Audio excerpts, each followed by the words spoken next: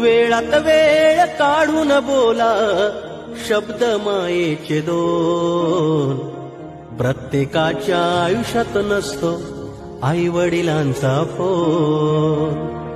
प्रत्येकाच्या आयुष्यात नसतो आई वडिलांचा फोन.